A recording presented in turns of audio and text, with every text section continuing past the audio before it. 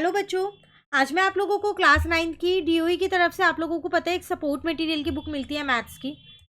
तो यहाँ latest edition की लगा रखी है 2024 टू 25 की, जिसमें हमने अपना chapter number 11 surface areas and volume start कर रखा है।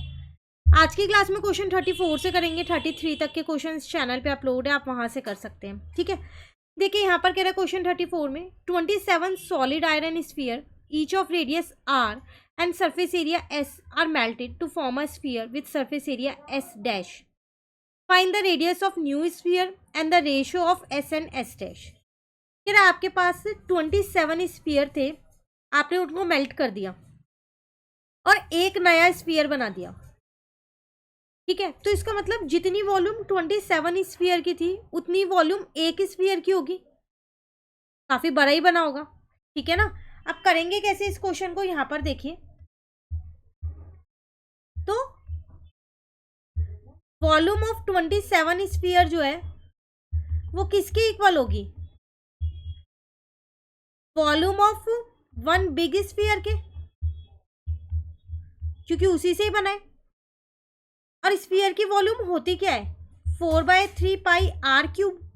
उन्होंने बोला था आर छोटे वाला है, इसका 27 है इसलिए इंटू किया है। अब वन बिग स्फीयर का आर बड़े वाला है, पाई आर क्यूब। तो यहां से 4/3 पाई कट हो गया, 27 r cube is equals to में आर क्यूब आ गया। ठीक है ना। तो फिर मैं ये कह सकती हूँ 3r का whole cube is equals to r cube. तो बड़े वाला आर निकल गया 3r, फर्स्ट पार्ट हो गया। अब क्या रहता है, जो उनका सरफेस एरिया है, तो सरफेस एरिया होता है 4πr², उनकी रेशो निकालनी है। तो यहां लिखते हैं, कैसे निकालेंगे रेशो, सरफेस एरिया ऑफ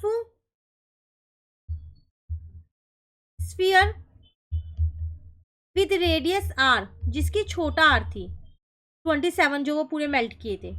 ठीक है, surface area of sphere with radius जिसका बड़ा r था, जो एक बिग वाला बना था। फॉर्मूला होता है 4πr²। 4π से 4π कट गया, r/r² बचा। अब बड़े r की जगह तो मैं छोटा r लिख सकती हूँ 3r, अभी ऊपर फाइंड किया है, ये ना, r से r कट गया, तो 1/9 आपकी रेशो आ गई। क्लियर है, क्वेश्चन नंबर 34 क्लियर है, कहीं दिक्कत तो नहीं है। चलिए क्वेश्चन 35 पे आते हैं। The diameter of a metallic ball is 4.2 centimetre. What is the mass of the ball if the density of the metal is 8.9 ग्राम पर सेंटीमीटर क्यूब। कह रहा है एक मेटालिक बॉल है जिसकी डायमीटर दे रखी है, मतलब स्फीयरी शेप है। मास ऑफ द बॉल आपको बताना है, अगर 1 सेंटीमीटर क्यूब में 8.9 ग्राम है। If the density of the metal आपको दे रखी है, डेंसिटी का फॉर्मूला होता है मास अपॉन में वॉल्यूम। पहले हम वॉल्यूम ऑफ स्फीयर यहां पर निकालते हैं।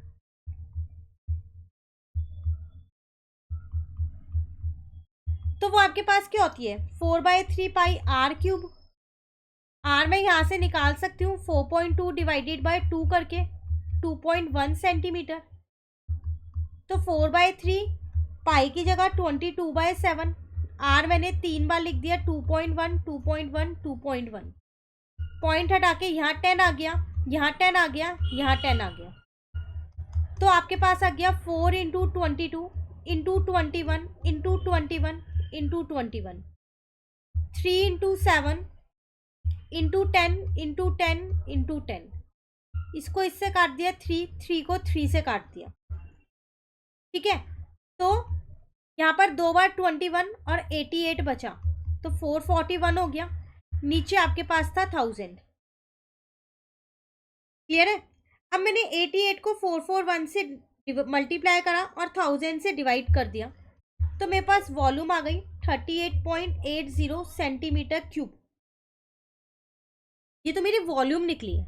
मुझे बोले मास ऑफ द बॉल बताओ। मास का अभी मैंने आपको बताया, डेंसिटी का फॉर्मूला होता है हमारे पास मास अपॉन में वॉल्यूम, यही होता है ना। तो लिख देते हैं यहाँ, डेंसिटी इज इक्वल्स टू में मास डिवाइडेड बाय वॉल्यूम। मुझे मास फाइंड करना है, तो डेंसिटी इंटू में वॉल्यूम हो जाएगा, दूसरी साइड ले गई उसको, ठीक है ना। अब डेंसिटी आपको दे रखी है 1 सेंटीमीटर क्यूब में 8.9 ग्राम है, तो फिर इतने में कितनी होगी, इंटू कर दो, ठीक है। तो मास निकल जाएगा, इसको मैंने 8.9 से इंटू कर दिया, तो मेरा 345.39 ग्राम अप्रॉक्स में क्या हुआ, मास निकल गया। ये अप्रॉक्स में आया, इस चीज़ का ध्यान रखना, क्योंकि पॉइंट के बाद सारे नंबर्स मैंने नहीं लिए। क्लियर। ये था आपके पास क्वेश्चन नंबर 35 जो कंप्लीट हो गया। तो आज की क्लास के 2 क्वेश्चंस हमने कर लिए। मिलते हैं नेक्स्ट क्लास में आगे के क्वेश्चंस के साथ। अभी काफ़ी क्वेश्चंस हैं, शायद 43 तक ही हैं देखे तो, हाँ थोड़े बहुत ही रह गए हैं, जल्दी चैप्टर कंप्लीट होने वाला है। मिलते हैं नेक्स्ट क्लास में। Thank you.